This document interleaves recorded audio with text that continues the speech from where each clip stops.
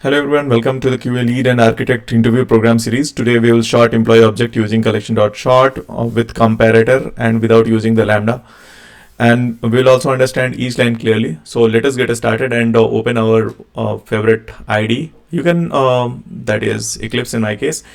And I'll go to the project and go to the SRC default package. I can also create the package, or I just go with the default package and create the class. I'll give name to my class called employee short. You can give any name, and let us import Java utils. This package will have the collections list, array list, all those utility classes. So I'll be creating the employee class, and then I will have the class variable called name. So employee may have the name, employee may have ID. Okay, so that gets stored as integer ID. Employee can have salary. Okay, so these three class variable I have declared, and then I will be having the constructor. Okay, so that will be receiving the argument whenever we are creating the object of this employee class. So it will be having name, it will be having the ID as parameter, it will be having double salary. Okay, now I will be using this because we are using the same name for the class variable and for the parameter list. So I will be storing name. So whatever I'm getting here, right, will get assigned to this class variable. Okay, so similarly, so this will actually pointing to the class variable. Okay, with this dot name is pointing to the class variable, and this name is from the constructor. Basically it will be coming as argument, so this is holding that. Okay, whenever we are creating the object of this particular class, that object will hold a name, ID and salary, right, and that get assigned to the class variable. Okay, similarly this dot salary,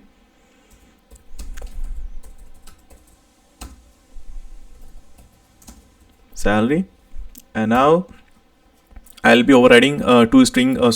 Printing employee object shows meaningful data. Okay, how to do that?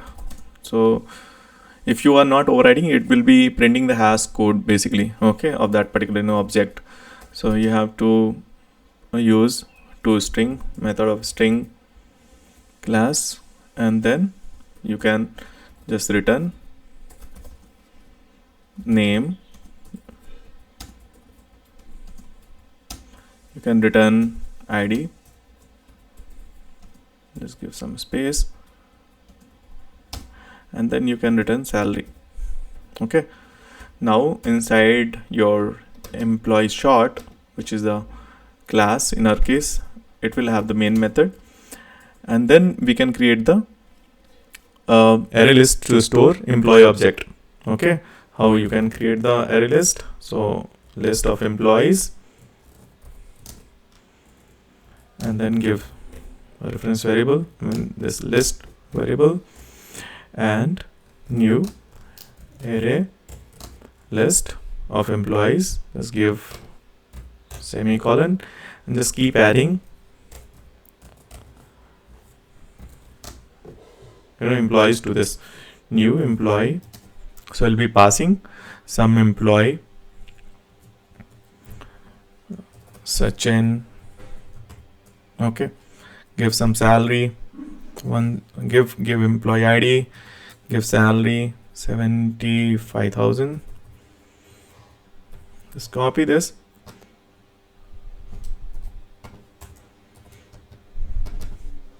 give Abhi 102 T 45,000, give Vikas. Okay, So these are the three employee object, okay, which we are adding to the employee list, emp list. Give 95,000, and then I'll be printing the way the order, like I have added these objects to the list in this order, right? Sachin, Abhi and Vikas. So this should get printed before sorting. I'll see how it is getting printed, and then I will see after the sorting. So just pass the list and you're good. List is employee. I'll just, and see Sachin, Abhi and Vikas are getting printed over here, right? So let me just do pretty formatting again. Control I, select and Control I. So that will align your code. Now here I'll be using Collections.sort and I'll be passing employee, okay, list. So this is the list which I'm going to sort based on the name. Okay, now what I'll do, I'll be actually creating the anonymous comparator. So how I will do that? Anonymous comparator can be created using new, and this is how we are here. We can employ. Okay, now here what you have to do, you have to, so we have created anonymous comparator class to compare two employee object. Now inside this I'll be having compare method, okay, and that will be returning the integer type. Okay, so what does that mean? Integer, why it is integer? So in case like if it returns 0, right, if both objects are considered equal, then it will be returning 0. So that is what it means. I will mention this compare first, okay, and then what you can do, let me just mention this first and then I will explain. Employee E1 and employee E2, okay, you can take E3, 4, whatever, right? So those are just variable, employee variable, employee reference variable, you can say.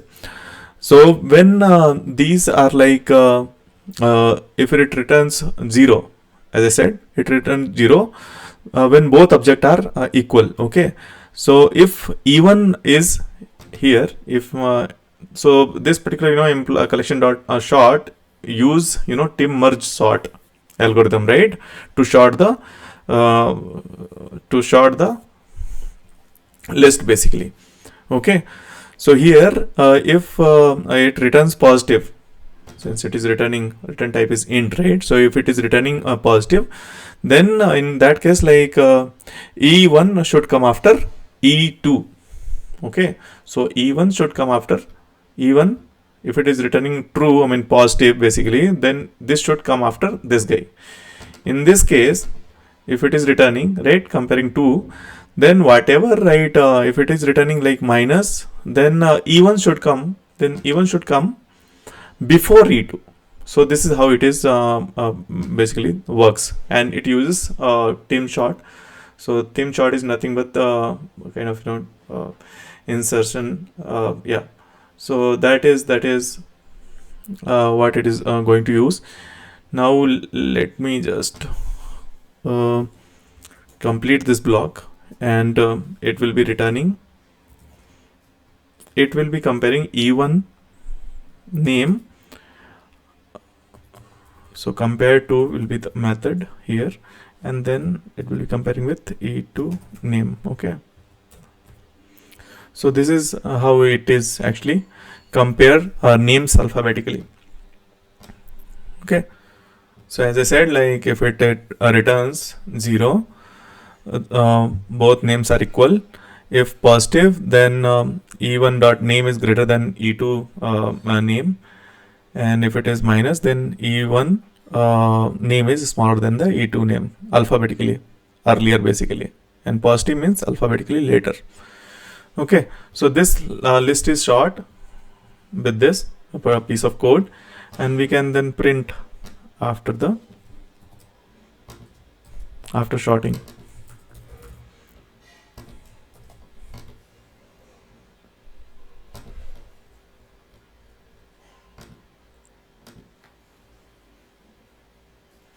Okay. So hybrid sort of, this is hybrid sorting algorithm like collection.sort based on the merge sort and then the insertion sort. So we call it as like team sort. Okay. So here you can see it has got Abhi printed first, Sachin, and then Vikas. Okay. And in case like if you want print based on your salary also, so you can just copy paste this, and after sorting you can print. Here you have to return like return double and compare, basically double.compare and E2 salary, even salary and E2 salary, E2 salary, right? And if I may print this, I'll say after sorting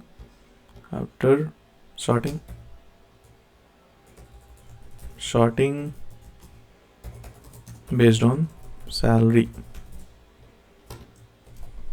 Let us see that. See, it is sorting first Abhi and then 75. Let us change this to maybe 1 lakh. Okay, and then just see 75,000 comes first, and then 95, and then 1,45,000.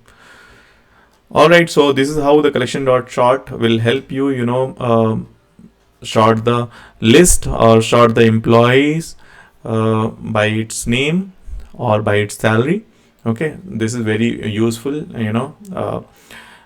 method. So this we have implemented without using Lambda, a function. Okay, and I hope you have liked the explanation. Just post your comment in case if it is not clear. I'll clarify, and I'll come up with 50 more such interview questions which are frequently asked during your QA lead and QA architect test architect interview round.